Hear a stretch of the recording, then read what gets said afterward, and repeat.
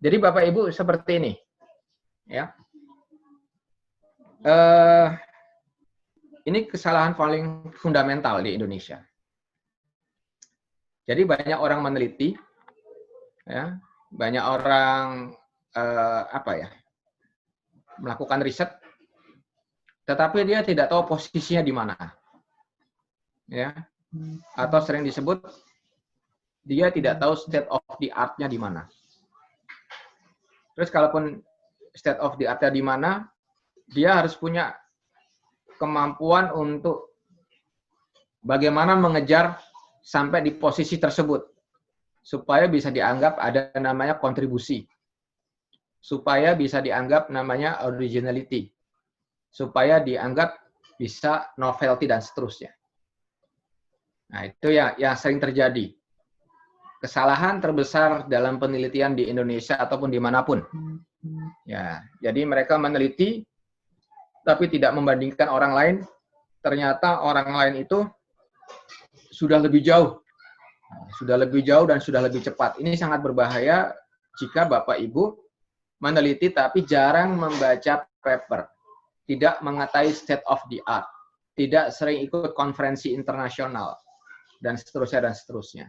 Nah, hal ini yang mungkin kita coba jembatani dengan coba kita hidupkan konferensi seperti ini, lalu ada virtual diskusi seperti ini, supaya makin banyak bisa kita menyebarkan,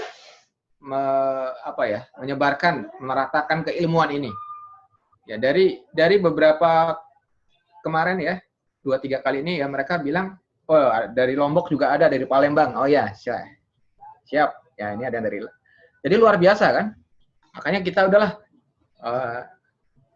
bukan kita mengobrol ilmu, bukan. Ilmu memang harus disebarkan Bapak Ibu, tetapi tetap dijaga kualitasnya. Nah, makanya kita coba buat channel, ya. Terus juga buku-buku itu juga silakan Bapak Ibu yang tadi di-download PDF-nya untuk diajarkan ulang, free silakan. Ya, tetapi tetap norma-norma etika ya. Kalau memang di Sadur ada referensi dan sebagainya. Itu PDF-nya, presentasinya semuanya itu saya share semua tuh di link itu tuh. Ada sekitar 100-200 halaman tulisan buku, 3 atau 4 buku, bahkan di web saya itu ada sekitar 13 buku, semuanya free PDF-nya. Nah, ini saya senang sekali nih dengan acara. Baik. Nah, saya akan coba, mungkin sudah ada yang paham, tapi ini saya rasa sebagai nuansa tambahan, ataupun yang belum pernah dengar, ini sangat bagus, yaitu mengenai apa itu kontribusi ilmiah, dan apa itu state of the art. Nah, ini yang sering kadang-kadang Bapak Ibu, ya ini state of the art ini bisa nanti Bapak Ibu menulis paper dan juga melakukan proposal penelitian. Itu penting sekali Bapak Ibu. Nah, nanti setelah Bapak Ibu menemukan, baru cara penulisannya. Ada 4 nih ya. Masalahnya Bapak Ibu belum tahu posisinya di mana, disuruh nulis apa kira-kira, kan bingung kan? Akhirnya nulisnya jadi nggak karu-karuan, bahkan copy paste dan sebagainya. Kalau kita punya satu yang bisa ditulis, lalu kita jaga cara penulisannya, benang merahnya dan formattingnya, insya Allah itu diterima. Itu esensi dari menulis sebenarnya. Ya, esensi dari menulis yang mungkin sering tidak didapatkan gitu ya.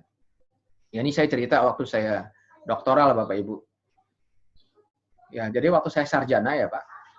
Jadi saya memang sengaja waktu sarjana itu saya lihat pembimbing yang sakti. Pembimbing yang sakti itu pembimbing yang banyak bimbingannya, bimbingan yang punya lab yang kuat. Itu saya sengaja memang, walaupun babak belur ya Bapak Ibu ya. Jadi waktu saya S1 itu saya topik saya itu mengenai parallel virtual machine. Ya, FFT ya. FFT itu fast Fourier transform. Waktu itu pembimbing saya dapat RUT, riset unggulan terpadu. Jadi dia punya lab, punya asisten dan sebagainya. Jadi saya gabung ya di sana babak belur, harus belajar parallel virtual machine, waktu itu pakai Linux, pakai bahasa C, apa dan sebagainya, terus matematiknya. Ya. Jadi ya akhirnya dari situ saya tahu minimal posisi di lab itu. Ya.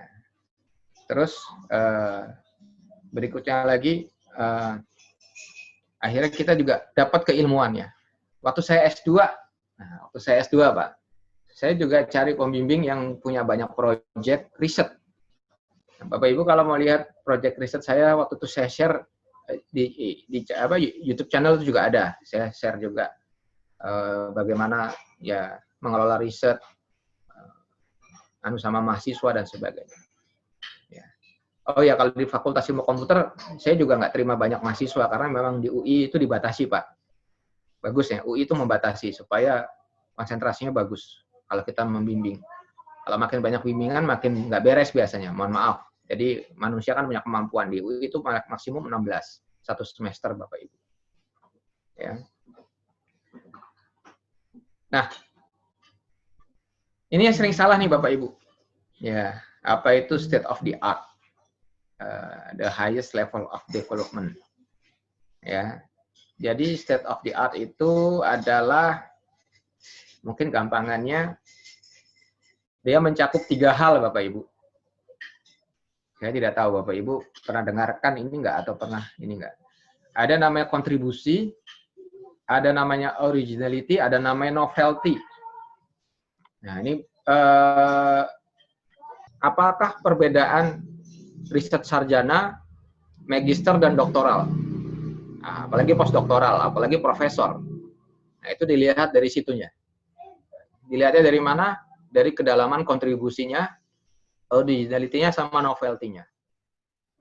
Bapak Ibu bisa masuk ke jurnal berimpact factor dari mana? Dilihatnya dari sini ya, Pak.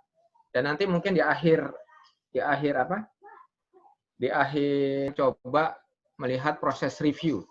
Dan review yang paling porsi paling besar di review adalah porsi kontribusi, originality dan novelty-nya, Pak.